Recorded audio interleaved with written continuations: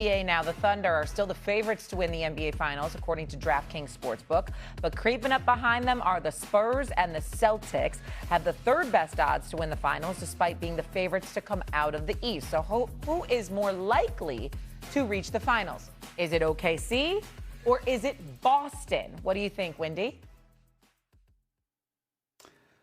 This is not a simple answer.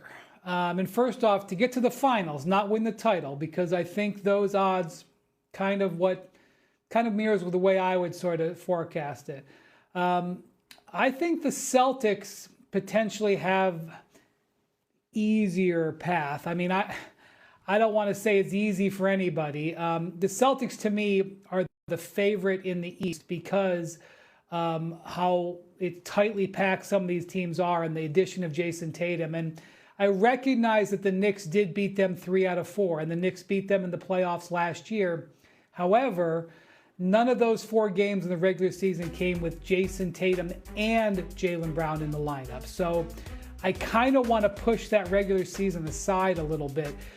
I think Victor Wembanyama is going to be a load to deal with over the course of the game series. We already saw in the games played in the regular season that the Thunder had difficulty managing just what he could do against them. So I think climbing the Spurs mountain potentially, or Denver, either or, is a little bit harder for Oklahoma City than what the Celtics are potentially facing. And so I say the Celtics by a nose. Wendy's so funny. Wendy's so funny. He just makes things unnecessarily complicated sometimes. It's really this simple, Wendy. Called cautious. Do the Celtics have to go up against Victor Wembanyama or Nikola Jokic in the playoffs? The answer is no, unless they get to the finals. So on one hand, you have a champion who's a walking triple-double, who led the league. I mean, you're talking about a guy in Jokic that's led the league in rebounding, okay, that's averaged a triple-double, and he's a champion, okay? Or you get to go against this 7'5" freak of nature who's a 5-inch taller version of Kevin Durant in some people's eyes. It's one of the two.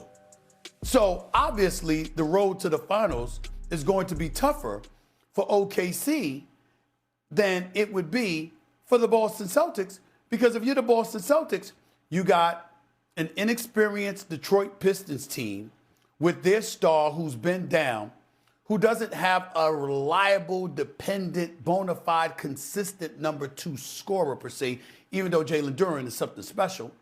Or you got a team in Cleveland that is suspect defensively, and we have to see which James Harden is going to show up come playoff time. Or you have a New York Knicks team that appears to be a shell of themselves in terms of toughness and grit compared to what we saw the last 2 years. Clearly, the answer to this question is the Boston Celtics by a mile, because in the West, it's Victor Wembanyama and it's Nikola Jokic standing in your way. They're not standing in the way of the Boston Celtics in the Eastern Conference. That is the simple answer to this question. I can't believe you both said that, considering the fact that we have said all season long it feels like the Thunder and everyone else. I'm not saying I disagree. I'm just surprised by the answers. Coming up, there was. Well, we can't say that. We can't say that, Shay, because we've seen the San Antonio Spurs nipping at OKC's heel, even when OKC was winning games left and right and having the best record in basketball for a month. The San Antonio Spurs were right there, winning 26 to 28 games. So, of course, we haven't said that recently. When the season started off, we were of that mindset. We certainly haven't had that mindset recently. Okay, we'll see. We also said the San Antonio Spurs don't have the experience and that the Thunder haven't been fully healthy for a long time. But yes, the playoffs are a different ballgame. We'll see what happens. There was so much historical NBA season, but not in the way you may think. 8 teams finished with 55 or more losses this season. It was the first time in NBA history that has ever happened. We've had many discussions on this show about tanking and the effects that it's had on the game and in the NBA. Do you think now, since the regular season is over, that tanking stained the regular season? Stephen A., what do you think? Of course it has.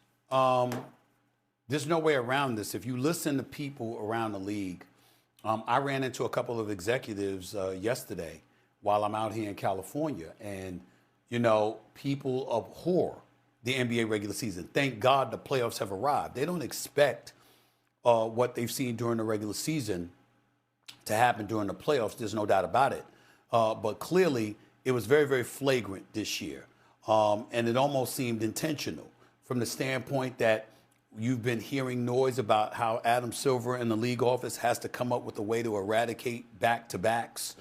Somehow, some way, you're going to have to find a way to eliminate that, because that's a profound excuse used to justify some tanking situations in a lot of people's eyes. The load management, the unavailability and stuff like that. Tanking is obviously a different, but you've got about 9 or 10 teams that are unapologetic in doing what they're doing, and they don't give a damn what the league says, and they don't give a damn how it's viewed upon by the NBA fan base. And then when you take into account that you're fresh off of signing an 11-year, $77 billion deal, you have people who love the game of basketball but feel not just insulted but betrayed by what they've seen transpiring with the NBA product. Defense has been a problem. You got a situation, Wendy, where you got some people looking at teams and they're not even trying. They're flagrant in throwing games and what have you. And then on top of it all, and I can't speak for everybody else. Charles Barkley alluded to this. I'm going to support him 1,000%. I cover the NBA. I've covered the NBA all of these years. I don't have to cover it as intimately as I once did. Wendy and others are doing that for me, and God bless you, because I certainly spent my time doing it throughout these years, Wendy. But I got to tell you, you got people looking at the NBA and the new league package. Half the time, people don't know where to find the damn games. Is it on Prime? You know, is it on ESPN? Where the hell is the game? This is the kind of stuff you're hearing people say. You know what? And then a lot of times people are not going to make that extra effort because there's a lot of distractions. There's a lot of things going on where in a nanosecond, your distraction can be veered away from what you were initially interested in and what have you. All of these things are not serving the game well, and they're going to have to figure out a way to fix it. I know that Adam Silver is on the case along with the league office. I know they're trying to address it. I believe they will need strong assistance from ownership in order to alleviate these concerns. But there is no question that even the subject of tanking and the inordinate amount of times and avenues we've spent talking about it certainly has not helped the NBA product and how the NBA product is looked upon by the viewing public. There is no way around it. It has been frowned upon this year. I think the popularity of the sport in terms of how people speak about it, maybe the numbers may or may not indicate it to a strong degree, but the manner in which people have spoken about the NBA product, I think it has changed drastically over the last 2 or 3 years compared to, how they're talking about it now compared to how they were talking about it a few years ago. It is not good. It is going in the wrong direction. So Shay, has the tanking stained the NBA regular season? Without question. This regular season was unlike any season I've ever been a part of over 20 years. Has it stained the entire NBA season? I don't think it will, because ultimately the playoffs are restorative. And when you look back on great NBA seasons, yes, occasionally you may remember, the Warriors winning 73 or Kobe's last year where that was a coronation for months. But generally, the NBA seasons are defined by the playoffs, and the playoffs are very long. They're 2+ months long. We have a lot of tremendous basketball with a lot of tremendous players, and there's a lot of interest between, there are a lot of things to attract the eye, not only at the top, but even in the middle and at the bottom. Like, for example, the Charlotte Hornets are playing one of their most impactful games they have in years when they host a play-in game. I promise you, in Charlotte, for example, the basketball hasn't been alive like this in a decade. So in individual markets, you're going to see different things. But of course, here's the bottom line when you talk about the tanking. If you continue to tell your fans that the regular season doesn't matter, they will continue to believe you. And the NBA's actions have continued to tell the fans that that is the case. First with the load